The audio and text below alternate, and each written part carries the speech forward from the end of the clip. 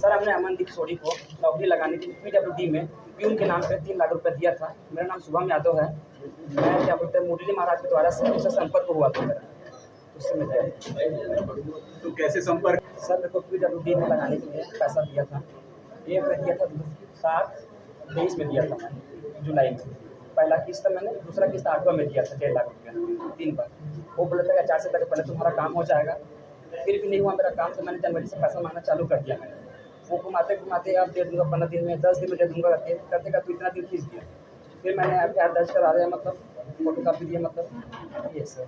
इसने पीडब्ल्यूडी मंत्री का नाम दिया था क्या? मेरे से नहीं दिया सर। कभी बगले में मुलाकात करवाई थी किसी मंत्री से? नसीबा मंदिर छोड़ के कभी लाके मिले थे। तो कैसे आप लोगों ने नाम समर्थन में? नहीं तो नहीं बोला है ना। वॉइस रिकॉर्डिंग है उनके पास में। अच्छा, आपको नहीं बोला? मुझे नहीं बोला। कितना लाख रुपए लिया आपसे? कितना लाख रुपए है? 3 लाख रुपये। 3 लाख। शिकायत तो हो गई, फिर क्यों ये प्रेस कॉन्फ्रेंस में पुलिस तो आपकी शिकायत सुन ली? शिकायत के 2 महीना हो गया सर, अभी तक कोई अमनदीप से बड़ी बोला था कि चेक तुम लोग एक लिए रखे रहो, मैं तुमको बीच में पैसा दे दूंगा कर। फिर 2 महीना हो गया, ना फोन उठाता है ना बात करता है। और फोन लगाते हैं तो वही बोलता है तुम लोग गए थे ना थाना, अब थाना में मिलेंगे करते हैं। कितने लोग से पैसा लिए? तो सर मेरी जानकारी में कम से कम 6 लोग हैं फिलहाल, बाकी और हैं। ठीक, अब आप आ जाइए। लोक निर्माण विभाग पीडब्ल्यूडी में लगाने के नाम पर 2022 में जनवरी में मेरे से पैसा लिया गया था। फर्स्ट इंस्टॉलमेंट मेरा 2,75,000 रुपये था और दूसरा इंस्टॉलमेंट 1 लाख रुपये था। टोटल 3,75,000 रुपये मैं दिया था। फिर वो फाइनेंशियल ईयर लास्ट में 31 मार्च को वो ज्वाइनिंग लेटर दे दूँगा आज इसी करके, तो वो कुछ नहीं है। फिर 1-2-4 महीने बाद फिर हुआ कि आपका लेटर हो गया करके बोलते रहा। फिर अचानक से मेरे को वो डॉक्यूमेंट मंगा, फिर सॉफ्ट कॉपी और हार्ड कॉपी दोनों दिया। और उसको देने के बाद वो अचानक से बोलते हैं कि तुम्हारा वेरिफिकेशन हो गया। तो मैं उनको बीच में बोला कि मेरा वेरिफिकेशन मेरे जाने को कैसे हो सकता है? ना तो आप मुझे कभी रिक्वायरमेंट नंबर दिखवाए हो, ना उस पद का मुझे आप ग्रेड पे बता रहे हो। तो और आप इतना भी कंफर्म नहीं बता पा रहे हो कि कब है उसका पेपर आउट होना चाहिए, कम से कम पद आया है तो पेपर में होना चाहिए। उस व्यापार का PSC का जो भी है तो कुछ नहीं बता पाया। बस मंत्री जी कोटे का है या ऐसा बोलते रहे। मंत्री जी के पास नहीं गए हो आप लोग? कौन से मंत्री का कोटा बोलते हैं? लोक निर्माण विभाग मंत्री जो तत्कालीन मंत्री जो भी थे। कौन थे? नाम लो तो अमृता साहू। आप लोग का नाम इधर देखो, इधर सामने देखो इधर। नाम लिए था आपको? मेरे पास ऑडियो है। मैं उसको पूछा भी था कि फाइनली अगर अब मेरा पैसा नहीं दे रहा हो तो मैं किसके पास जाऊँ? क्या मैं मंत्री के पास जाऊँ, मतलब कि उसके बेटे के पास जाऊँ? क्योंकि आपने मुझे दोनों के नाम से बार लिया है। आपकी शिक्षा क्या है? आपकी शिक्षा क्या है? शिक्षा योग्यता मैं पोस्ट ग्रेजुएशन। आप उस पद के लिए एलिजिबल? हाँ, एलिजिबल था मैं। इसीलिए आपने पैसा दिया? हाँ, मैं पैसा दिया हूँ। कैमरा तरफ देखो ना, इधर देखो। सवाल पूछना सुनो। अच्छा, जब आपका काम नहीं हुआ तो थाने में शिकायत किए, मंत्री का जो नाम आ रहा है उससे मिले, कभी उसको कहा कि ऐसा आपके नाम से पैसा मांगा? नहीं, मंत्री से मिले नहीं है, लेकिन मंत्री तक बात पहुँच गई। और जब थाना में हम शिकायत किए तो हम लोग तो उम्मीद था कि कम से कम कुछ अभी शिकायत दिए हैं तो कम से कम उसको बुलवा गया तो कुछ बात होती है करके, तो फिर ऐसा कुछ हुआ है। आप लोग डायरेक्ट मुलाकात नहीं किए कि आपके नाम से ऐसा बोले? थाना पुलिस आप लोग को मदद नहीं किया? नहीं, मैं ऐसा नहीं बोल सकता कि मदद नहीं की है। कहाँ तक पढ़ाई लिखाई आपकी? मैं पोस्ट ग्रेजुएशन हूँ। आपको पता है कि नौकरी लगाने के लिए पैसा देना भी आरोप है? अपराध है तो अपराध आप भी अपराधी बनेंगे इसमें, है ना? क्योंकि आपके पास एफिडेविट पे लिखा हुआ है बकायदा, एफिडेविट बकायदा पैसा लिखा हुआ है कि आपने नौकरी लगाने के लिए पैसा दिया है। हाँ, तो आप भी आरोपी बनेंगे। जो भी है जैसा मेरे क्या लालसा सबकी रहती है। मैं गरीब परिवार से था। मैं पहले भी स्टेटमेंट दे चुका हूँ कि मेरे पिताजी ने संपत्ति बेची। गरीब कैसे? आपको पैसा नहीं गरीब के पास ऐसा कहानी का उसको भी तो राइट चावल मिल रहा है। कौन से मोड में पैसा दिया था? फोन पे, गूगल पे या फिर बैंक अकाउंट कैश? कैसे दिया था? नहीं, वो बाई हैंड दिया था। सभी ने कैश दिया था? मैं अपना फोन पे दिया था। फोन पे भी गया है। ऑनलाइन ट्रांसफर किया? हम मैडम ये तुम्हारा फोन पे ठीक, है ना? बता नहीं सकता है तो फोन पे करते हैं। मतलब किसी प्रकार का किसी को उसने पोस्ट नहीं दिखाया, किसी प्रकार का पेपर में कोई विज्ञापन नहीं दिखाया, कोई रिक्वायरमेंट किसी को कुछ नहीं दिखाया। नंबर नहीं दिखाया। उसके बाद भी आप लोग झांसे में आ गए। पर भी उन्होंने ना तो ग्रेड पे बताया, हाँ। ना तो पे स्केल बताया, किसी को नहीं बताया। मैं उसको बार-बार यही पूछता रहा। आप लोगों ने ऐसा क्या प्रभाव देखा कि इतना पैसा नहीं देंगे? कुछ तो देखे होंगे ना, कहीं इसके साथ रहते हैं, तो प्रभाव देखा होगा ना। विदेश कॉन्फ्रेंस में अधिकारी से बात कराया। हाँ, मुझे एक बार अधिकारी से ये भी बताया, कॉन्फ्रेंस किया था मेरे से। Call conference. हाँ, कॉल कॉन्फ्रेंस में कि अधिकारी के पास फोन करके, तो अब वो जो भी था मुझे नहीं मालूम कि कौन। हाँ, किसी कोई मतलब नाम वाम बताया होगा, कौन अधिकारी बोल रहा है, कहाँ से? अधिकारी का नाम नहीं बताया था। मैं उसको बार-बार ये बोला था कि मेरे को नंबर दे दो। अगर आपके पास नंबर नहीं लग रहा है तो मेरे को नंबर दे दो। तो वो मेरे को नंबर दिया हुआ, तो नंबर फिलहाल मेरे पास नहीं है, तो मोबाइल खराब हो गया था। तो उसका नाम था प्रणीत पवार। ठीक है। प्रणीत पवार, और नाम ऐसा है कि उसको कलर में दिखाया था, टू कलर में दिखा था। पूजा करने जाते एक मिनट शांत हो जाए, शांत हो जाए मैडम, थोड़ा शांत हो जाए। हाँ जी। मुरली महाराज सभा है तालपुरी में। तालपुर में मंदिर रखा है महाराज मंसूरी, वहाँ पूजा करने जाता था। लोग आना रहता है मुरली महाराज, वो मेरे की मुलाकात हुआ, उसके घर गए थे। संतोष कामराज साहू का राइट हैंड है, वो 2 पोस्टर दिया PWD का। बाबू का लगाओ 6 लाख लगेगा कि मैं बोला ठीक है। तो 3 लाख में 24 जुलाई 2023 को दिया, फिर 4 अक्टूबर को दिया, फिर 3 लाख अमन सोरी के घर में जाके दिया, 3 लाख मोदी महाराज के घर में दिया। तो PW का लगेगा करके बताया। आपके लिए बाबू का, मेरे लड़का के लिए। आप दे दिए पैसे। मुरली महाराज को वही बाबा नवरत है, हम लोग के घर पास ये क्या करते हैं? पंडिताई करते हैं। वही मिलवाए थे आप? हाँ वही। ये अमनदीप को बता रहे हैं? नहीं, अमनदीप को मैं नहीं जानता था। मोदी महाराज ने बोला कि अमनदीप कामराज साहू का राइट हैंड है, उसी के साथ घूमता था, उसी के साथ पहले पोस्टर लगा था, वहाँ तालपुरी जेपी में लगा हुआ है। पैसे कैसे दिए थे आप? पैसे कैसे दिए थे? पैसा कैश दिया था। कैश दिए थे? हाँ। कहाँ पर दिए थे? 3 लाख अमन सोरी के घर में जाके दिया था।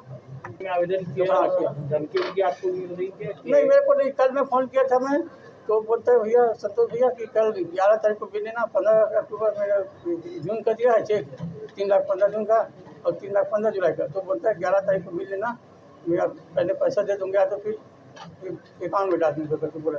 क्या आप लोगों को चेक दिया है, एडवांस चेक दिया है? अभी 15 तारीख को दिया है, 15 जून का। चेक किया है, मतलब हाँ। आप विश्वास में लेंगे। 15 लाख का 3 जून को दिया है, 3 लाख का, और 15 जुलाई को 3 लाख का दिया है, 6 लाख दिया है। पोस्ट डेटेड में आपने चेक दिए। आपका नाम बता दीजिए। संतोष यादव।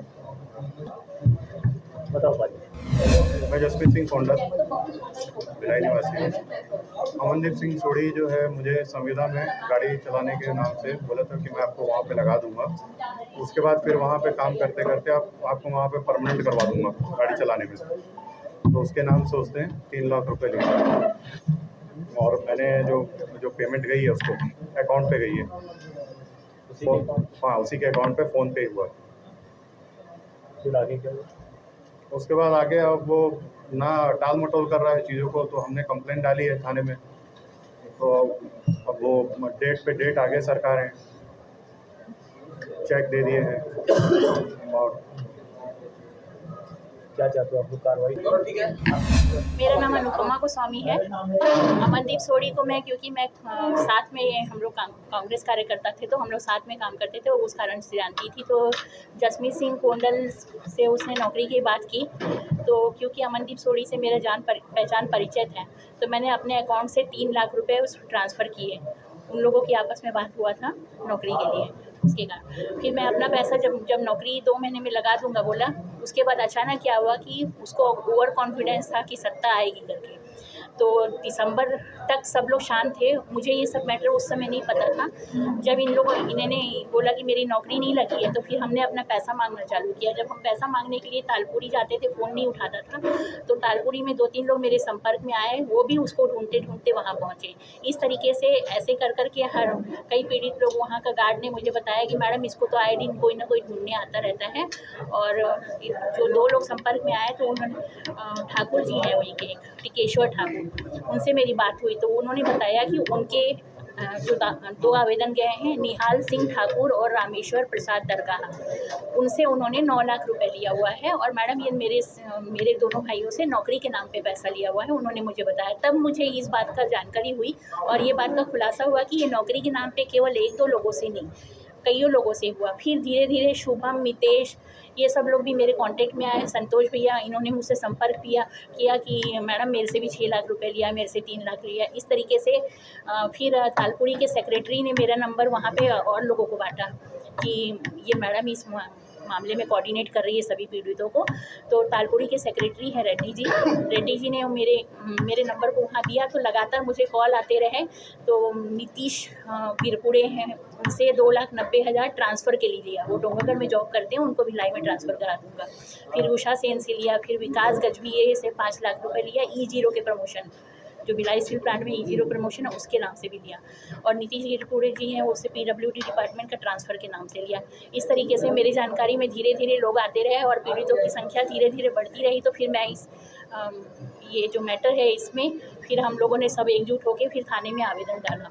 थाने में आवेदन डालने के पश्चात हमें ये बोलना चालू किया थाने में, तो उस समय एक कॉम्प्रोमाइजिंग वे में उसने चेक दे दिया कि मैं चेक पकड़ा रहा हूँ, लेकिन आप लोगों को 2 महीने के अंदर पैसा दे दूँगा। अब जब हम अपने पैसे के लिए उसको कॉल करते तो या तो कॉल नहीं उठाएगा, और कभी उठा भी लिया तो अब सीधा हम लोगों को ये धमकी दी जाती, तुम लोग थाने गए हो ना, थाने जाने के पहले सोचे थे क्या? थाने गए हो तो अब थाने से ही वसूल करके दिखाओ। और जो कर सके, उसके भाई भी लगातार हमको धमकी देता है, और वो तो कंटिन्यू कॉल लगाता है मुझे, और मैं उठाती नहीं। लेकिन मैंने कल भी कॉल को उठाया तो मुझे बोला तू जो करना है ना कर ले। मैंने भी बोला था कि क्योंकि ये मामला केवल 1-2 पीड़ितों से नहीं, कईयों पीड़ितों से हैं, 6-7 लोग जो सामने आए हैं और कई लोग जो सामने नहीं आए हैं। तो ये मामला बहुत, क्योंकि PWD गृह मंत्री के नाम से और वॉइस रिकॉर्डिंग भी है जिसमें वो बाबूजी हमारा मतलब सिग्नेचर लेटर टिकेश्वर ठाकुर को बोला है, लेटर में सिग्नेचर हो गया है और सिग्नेचर कर दिए हैं, और बाबूजी से मैं लेने जाऊंगा रायपुर। इस तरीके से बाकायदा गृह मंत्री जी का नाम भी उसने अपने वॉइस रिकॉर्ड में किया है, वॉइस रिकॉर्डिंग में आया है। और मितेश के वॉइस रिकॉर्डिंग में जितेंद्र साहू जी, जितेंद्र भैया का भी नाम लिया कि जितेंद्र भैया बोले 28 तारीख तक दे दूँगा। इस तरीके से तो इस आधार पे हमने मंत्री जी से संपर्क साधने का प्रयास किया, और मैंने बाकायदा जितेंद्र भैया से और सरिता साहू भाभी, क्योंकि भाभी से हमारा संपर्क अच्छा था, इसलिए भाभी से हमेशा कांटेक्ट किया और उनको सारी चीज़ें जानकारी दी। इवन सरिता साहू भाभी अपने जो वॉइस रिकॉर्ड है, जो लड़कों के वॉइस रिकॉर्डिंग हुए थे, वो हमको भेज के बस एंटरटेन करती रही, लेकिन इस मामले में उन्होंने हम लोगों को कोई सहयोग नहीं दिया। कांग्रेस में थे ना, हाँ, फिर भाजपा में आए, भाजपा में आए। इसीलिए तो आप ऐसा नहीं कोई सब शादी नहीं, ये सब पहले से तभी होगा। ऐसा नहीं है, पीड़ित होता है, पीड़ित कांग्रेसी और भाजपा ही नहीं होता है। पीड़ित आदमी है, हम भी पीड़ित है, वो लोग भी पीड़ित है। लोगों ने अपने गाड़ी कमाई दी है, हम उस कारण बोल रहे हैं भाजपा और कांग्रेस की। मैंने ये आवेदन कांग्रेस में रहते हुए थाने में आवेदन दिया है। मैं उस समय भाजपा नहीं ज्वाइन की थी, आवेदन मैंने पहले दे दिया। हाँ, और बहुत लोग हैं, पीड़ितों की संख्या में 19 नाम मेरे पास अभी हैं। बाबूजी से डायरेक्ट बात नहीं हुई है, लेकिन बाबूजी तक ये जानकारी चली। दूर तक आप लोग यहाँ तक आए, क्यों नहीं बताया आप लोग? मंत्री जी के पास मैं बात करने के लिए गई थी, लोकसभा चुनाव चल रहा था, तो मुझे ये बोल के चुप कराया गया कि अभी लोकसभा चुनाव चल रहा है, आप अभी इस मुद्दे को मत सामने ला करके। और ये मोन्टू तिवारी है, उन्होंने मुझे धमकी दे के कॉल भी किया था बीच में, जब पेपर में आ भी गया था तो मोन्टू तिवारी मुझे कॉल किए थे कि मतलब आपकी वजह से हार हो सकती है, आप ये मुद्दे को भी थोड़े दिन चुप नहीं रह सकती कि अगर के चुनाव के बाद में इस मुद्दे को लाना। तो हम लोग उस समय इसलिए शांत में बैठे थे कि चलो चुनाव खत्म हो जाने दो, हमारा न्याय तो हमको आज नहीं कल मिल जाएगा करके। जो कांग्रेस में रहते हुए आप अभी मैं कांग्रेस नहीं, कांग्रेस में रहते हुए ही मैंने आवेदन डाला, ये आपको बता रही हूँ। आवेदन डाला, लेकिन आप चुप मैं हो गई ना? नहीं, चुप इसलिए हुई क्योंकि चुनाव चल रहा था, और चुनाव के समय में किसी के, मैडम आपका क्या लेना देना? हमने चुनाव के समय भी दिया आवेदन, चुनाव के समय दिया, और पेपर में चुनाव के समय भी चला है। आपको वो शायद व्हाट्सअप कर दूंगी। चुनाव के समय में पूरा बड़े हेडलाइन में पूरा चला, गृह मंत्री का करीबी ने नौकरी के नाम पे 40 लाख की ठगी की। मैंने कांग्रेस में रहते हुए भी उठाया। गलत होता है, चाहे वो कांग्रेस के, मैं कहीं पे भी रहूँ, कांग्रेस में गलत हुआ है लोगों के साथ, पार्टी से इसका कोई लेना देना नहीं। जैसा कि ये मामला सामने आया है, इसका हम लोगों को जानकारी अप्रैल माह के महीने में मिल गई थी इस साल।